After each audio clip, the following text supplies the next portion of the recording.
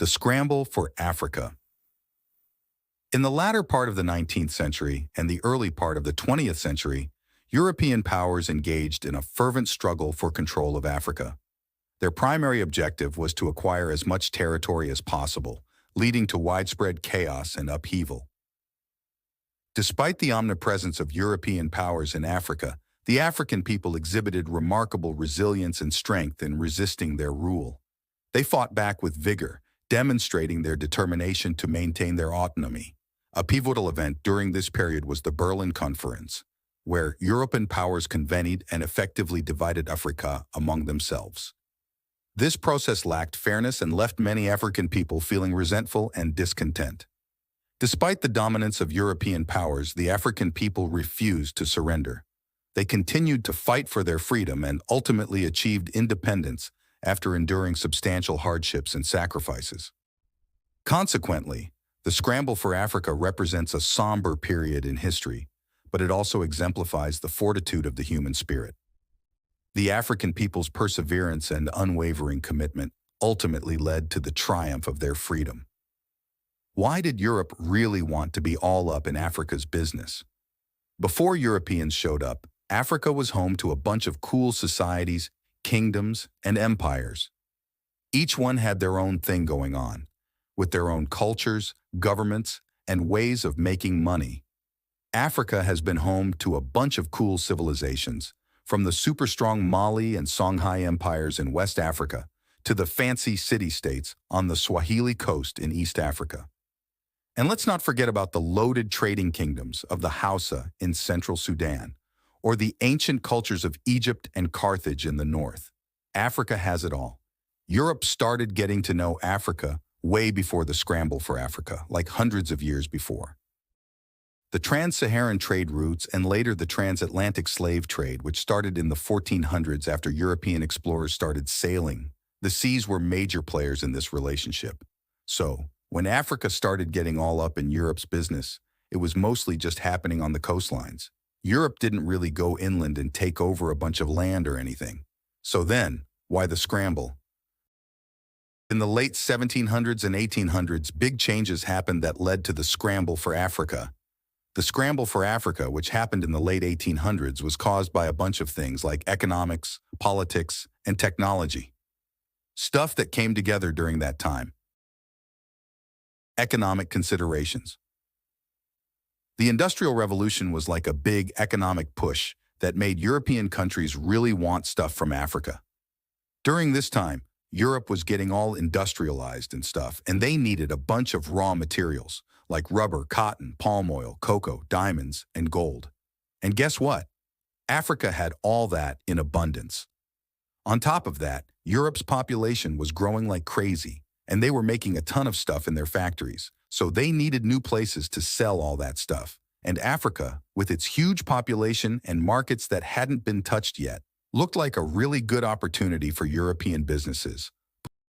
Political influences. In the late 1800s, Europe was a hotbed of nationalism and competition between the big guys.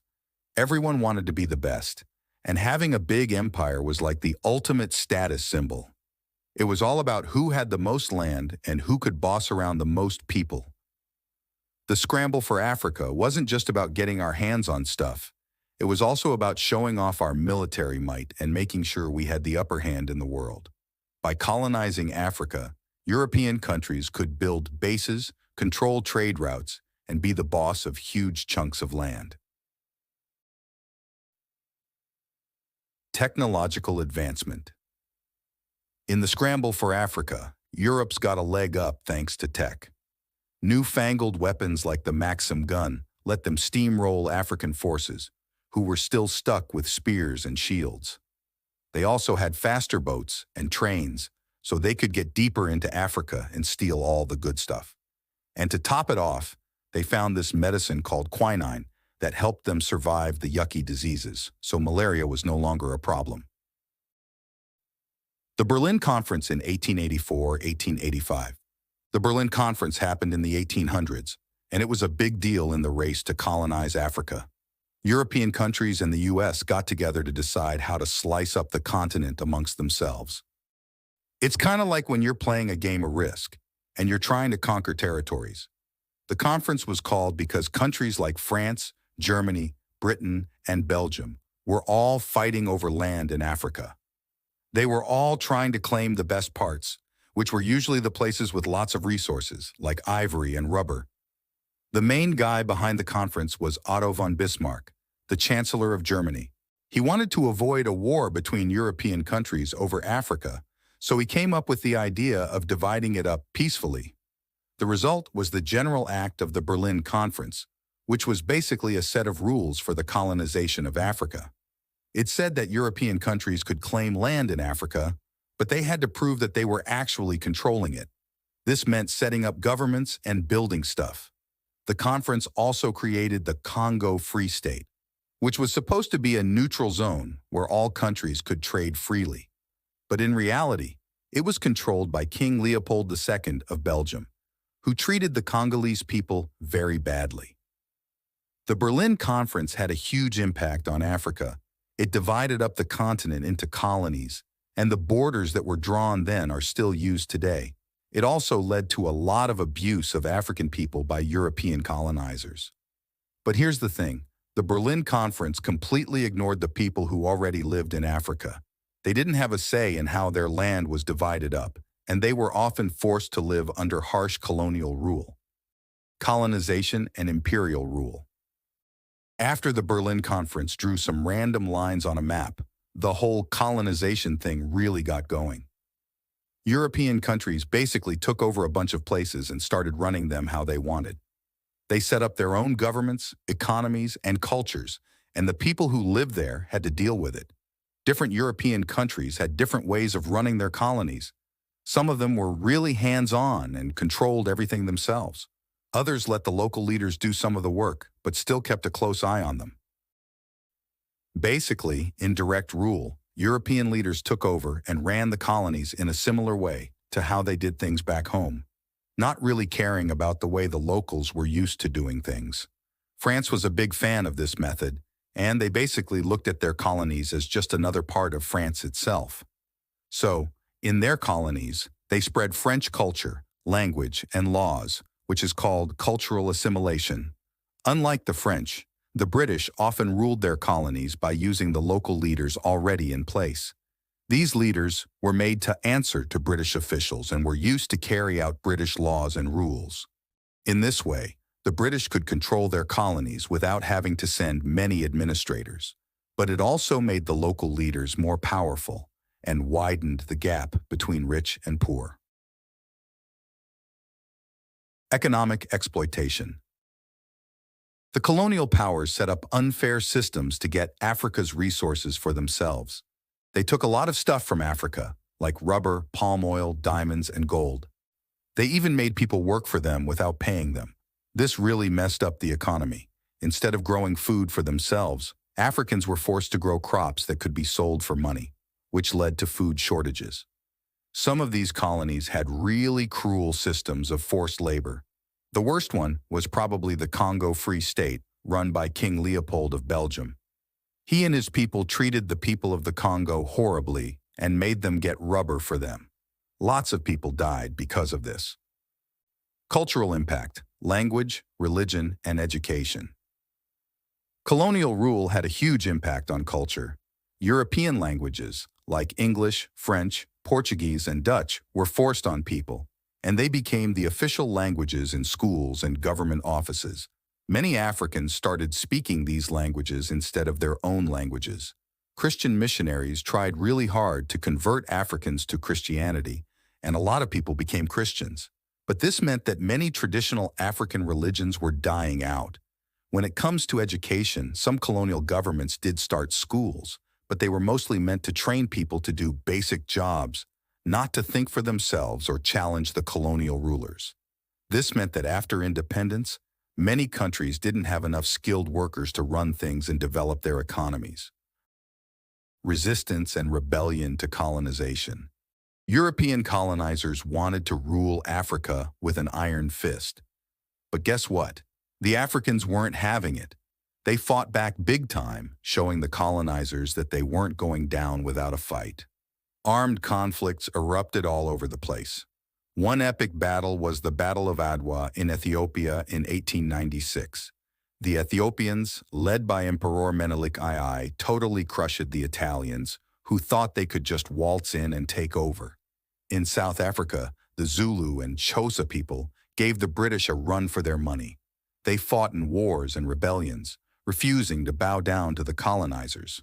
The Germans tried to force the people of what is now Tanzania to grow cotton for them, but oh boy, did they get a surprise? In 1905, the Maji Maji Rebellion exploded, with people from different tribes joining forces to fight against German rule. There were some really cool leaders who stood up for their people during this time. Queen Nzinga from Angola, Samurai Ture of Wasulu Empire from West Africa, and King Bahanzan of Dahomey from Benin were all fierce fighters who said no way to the colonizers. As time went on, the resistance got smarter. Instead of just fighting with guns, they started to use laws and politics to challenge the colonizers. In the early 1900s, a bunch of protest movements and political groups popped up. They wanted Africans to have their rights and to be able to rule themselves. This all laid the groundwork for the independence movements that really took off in the mid-1900s. Leaders like Kwame Nkrumah, Jomo Kenyatta, and Julius Nyerere were some of the leaders who fought for independence and eventually became leaders in their countries after the colonizers were kicked out.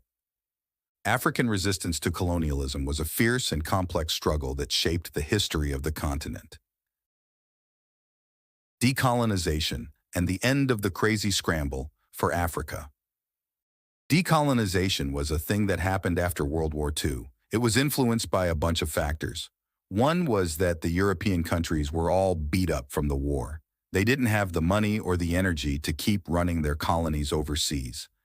Another thing was that the war made people realize that the whole idea of white people being superior to everyone else was a bunch of crap. It also led to a new world order, with the United States and the Soviet Union becoming the big shots. These two countries, for their own reasons, supported decolonization. The United States saw it as a way to continue its own fight against colonialism, while the Soviet Union saw it as a way to spread communism and stick it to the West. The process of decolonization was different in different African countries. Some countries like Ghana got their independence peacefully. Others, like Angola and Mozambique, had to fight long and bloody wars for their freedom. The way Africa was divided up by the European countries during the Scramble for Africa had a big impact on how things went after decolonization. The borders that were drawn often put different ethnic groups together in the same country, which led to tensions and conflicts. What are the long-term effects of the Scramble? One of the most important things to know about the Scramble for Africa is how it messed up the borders of a lot of countries. The European powers just drew lines on a map without thinking about who lived where, which meant that different ethnic groups often ended up in the same country, even if they didn't get along. This has caused a lot of tension and even wars, like the civil wars in parts of Africa being experienced in recent history and modern-day Africa. The Scramble also shaped how African countries are run. The colonial powers set up governments that were designed to benefit them, not the people who lived there. This has left a lasting legacy, as many African countries still have authoritarian governments and weak democracies. The economic systems that were put in place during the Scramble were all about taking Africa's resources and sending them back to Europe. This has left many African countries dependent on a few raw materials, which makes them vulnerable to changes in global prices. On top of all that, the Scramble disrupted traditional African economies and trade networks. This has had long-term consequences for economic development, and it's one of the reasons why many African countries are still struggling today. Finally, the Scramble for Africa had a big impact on African culture. European languages, religions, and education systems were imposed on African societies, which led to a lot of change. While this has created some cool hybrid cultures, it's also led to the loss of traditional languages, cultures, and knowledge systems. So yeah, the Scramble for Africa was a pretty messy affair, and its effects are still being felt today.